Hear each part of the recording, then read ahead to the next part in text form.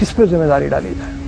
नहीं रहू, इसमें बुनियादी बात तो यह है कि वेस्ट को तो ब्लेम करना बुनियादी तौर पे एक शिकस्त खुरदार मस्क शुदा जहनीत का काम है। मैं कमजोर हूं, आप ताकतवर हैं, तो मुझे अपनी कमजोरी पे कंसंट्रेट करना चाहिए, so that you can not abuse my weakness. एक बात। दूसरी बात यह है कि वेस्ट, खासतौर पे अमेरिका की आप बात कर रहे हैं, ये तो वैसे जुमा 8 दिन की बात, आपकी तो सारी तारीख ही इस तरह, आपकी सारी तारीख एक दूसरे की गर्दनें काटने पर मुश्तमिल है। यहां मैं एक बात की वजाहत में अक्सर करता हूं कि भाई जब तारीख को देखो तो बगैर तस्सुब के देखो। आप लोग अगर तारीख को मस्क करेंगे, तारीख का कुछ नहीं बिगड़ेगा, वो आपको मस्क कर देगी। बगैर तस्सुब से देखने का नतीजा ये है कि आप दुरुस्त नताइज पे पहुंचेंगे और फिर शायद आप उसको रेक्टिफाई करने का भी सोच सकें। अगर आप अपनी कजी, अपनी कमजोरी, अपनी गलती, अपने जराइम, अपने गुनाह, अपनी हरकतें, अपनी परफॉर्मेंस ही नहीं मानने को तैयार, उसके इलाज की तो नौबत ही नहीं आएगी। आपकी टोटल हिस्ट्री, ये वेस्ट को गाली देना, वेस्ट को बुरा कहना, वो छोड़ें, वो तो हमारे राइवल्स हैं। मेरे और आपके दरमियान एक मुकाबला चल रहा है जो सदियों पर मुश्तमिल है। तो you are most welcome to do anything you want. हम कहते हैं वो जी साजिशें करते हैं, वो आपसे बेहतर दिमाग रखते हैं तो साजिशें करते हैं, आप कर लें। अब झूठ है ये बर्रे सगीर की तारीख उठा के देख लें, लॉर्ड क्लाइव के साथ 200-250 गोरा था, बाकी सारे हम ही लोग थे, हमारे ही बुजुर्ग थे। बक्सर की लड़ाई में शाह आलम सानी का इन्होंने जो हशर किया है, लड़ने वाला कौन था उसके खिलाफ? बाबर को किसने निकाला था फरगना से? उसके चचाओं ने। यहां के उसने किसकी गर्दन उतारी सबसे पहले? इब्राहिम लोदी की। अमीर तैमूर ने किसको मारा? यलदरम को।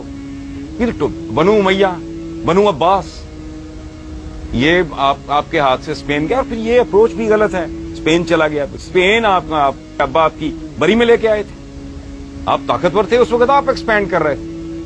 आज वो ताकतवर हैं, वो एक्सपैंड कर रहे हैं। जब आप अपना वर्ल्ड ऑर्डर, जब आप में सकत थी, दम था, जान थी, तो आप अपना वर्ल्ड ऑर्डर इंपोज कर रहे थे। आज वो कर रहे हैं। रोना किस बात का? उसको गाली मत दें, अपने गिरेबान में झांकें। हमारे पंजाबी में कहते हैं अपनी मंजी तले डांग फेरो, तो समझ आए। आपकी टोटल तारीख, यलदरम पूरे यूरोप को उसने आगे लगाया हुआ था। अमीर तैमूर साहब यहां से रवाना होते हैं, जाके उसका सत्यानाश कर देते हैं। मुगलों का दौर देख लें, कहते हैं जी अंग्रेज ने डिवाइड एंड रूल किया। किधर डिवाइड एंड रूल किया? अंग्रेज तो आया को जहांगीर के जमाने में गालिबन, please correct me if I am wrong, sir Thomas Roe वगैरह। उससे पहले जो आपस में एक दूसरे की गर्दनें काट रहे थे, उस वक्त आया जिस वक्त बाबर आया, और अंग्रेज जहांगीर के दौर में तकरीबन उस वक्त। ठीक है, अच्छा, उससे पहले जो मुगल शहजादे एक दूसरे की गर्दनें काट रहे थे, बाप को अंदर कर रहे थे, सगे भाई मार रहे थे, शेरशाह उनके साथ लड़ गया। ये टोटल पावर प्ले है, सदियों से चल रहा है। मोहम्मद बिन कासिम को खाल में सी के बुश ने भेजा था। अबैदा बिन जराह के साथ क्या हुआ था?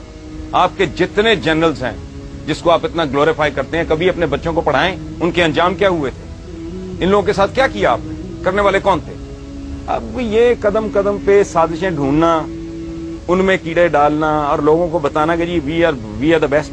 मुझे एक और बात बताएं आप लोग, ये यंगस्टर्स बैठे हैं, ये गद्दार पैदा करने का ठेका आपने क्यों लिया हुआ है? गद्दार आप में ही यहां क्यों पैदा होते रहे हैं, गोरों में क्यों नहीं हुए? उसकी वजह है रऊफ साहब, गद्दार एक खास कल्चर में पैदा होता है, जहां फर्द और रियासत का मुफाद इस तरह हो जाता है ना, वहां गद्दार पैदा नहीं होते।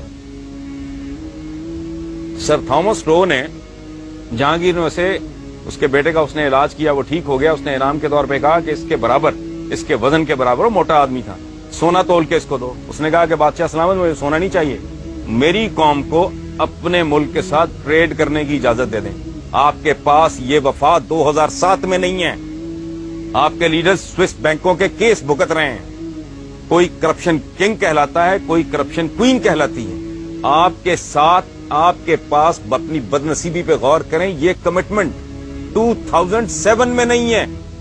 जो गोरे के पास, चूंकि मैग्ना कार्टा के बाद उन्हें ये एहसास उनके अंदर जन्म लेने लगा था कि मेरा और मेरे मुल्क का, मेरी स्टेट का मुफाद तो ये इस तरह की बात है। अच्छा, मैं एक छोटा सा सवाल यहाँ पे और पूछूं, चूंकि बुनियादी तौर पे जिस तरफ हमें चलना है, हम आज की बात करें, माजी के सबक जो है उससे हमें सीखना चाहिए, लेकिन क्या कोई ऐसी सूरत हाल हो सकती है, इस वक्त 3 मकतबे फिक्र के लोग हमारे पास मौजूद हैं, कोई एक चीज़ के ऊपर हम इत्तफाक कर लें, क्या ऐसी कोई सूरत हाल नजर आती है कि बाहर को हम क्योंकि देखें ना, पूरी दुनिया हमारी तरफ देख रही है, सारी दुनिया में इस वक्त मलून और मतून जो है वो मुसलमान है, हरकतों की वजह से नहीं, लेकिन कोई फ्यूचर में कुछ सूरत नजर आती है कि शायद हम तालीम हासिल करें, हम इंसान की रऊफ साहब, जहां आज इंसान खड़ा है, इसमें आपकी कंट्रीब्यूशन क्या है?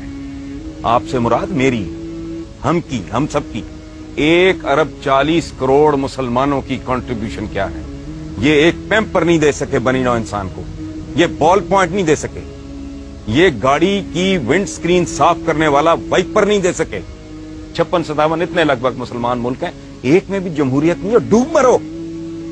मैं सदियों से एक बड़ा दिमाग नहीं पैदा किया, इस मुल्क में एक बड़ा आदमी पैदा हुआ है, मैं इंटेलेक्चुअली बात कर रहा हूं। ये मुल्क है, सबका है। जिन्ना साहब के स्टेटमेंट्स रिकॉर्ड पे हैं कि हिंदू अपनी जगह, फलां अपनी जगह, उसको आप जो भी लेबल लगाएं, डॉक्टर अब्दुल सलाम, उसको ने ठुड्डे मार के इस मुल्क से बाहर निकाल दिया। सदियों से एक बड़ा आदमी आपने पैदा नहीं किया।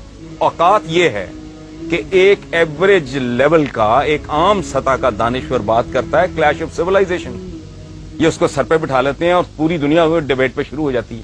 क्लैश ऑफ सिविलाइजेशन तो है ही नहीं, ये क्लैश ऑफ फेथ्स है। सिविलाइजेशन तो उनके पास है, आपके पास कौन सी सिविलाइजेशन है? बकरे में पानी इंजेक्ट करके उसका वजन बढ़ाने वाले, अपने बच्चों को नापाक गंदा खलीज दूध देने वाले, लाइफ सेविंग ड्रग्स में मिलावट करने वाले, जाली दवाइयां बनाने वाले, ला कानून, किसी मुल्क में ना आईन है ना कानून है, ना आवाम की कोई इज्जत है ना इज्जत नफ्स है। आप रोटी नहीं दे सकते, इज्जत तो दें, आप वो भी नहीं दे सके। कौन सी ऐसी चीज, मुझे इतने यहाँ बच्चे बैठे हैं, इतने माशाल्लाह इस मुल्क की क्रीम बैठी है, मुझे एक बात, मैं दावा कर रहा हूं इतना बड़ा, एक बात बताएं जिस पे आप फख्र से कह सके कि ये हमारे पास है जो दुनिया में और कहीं नहीं।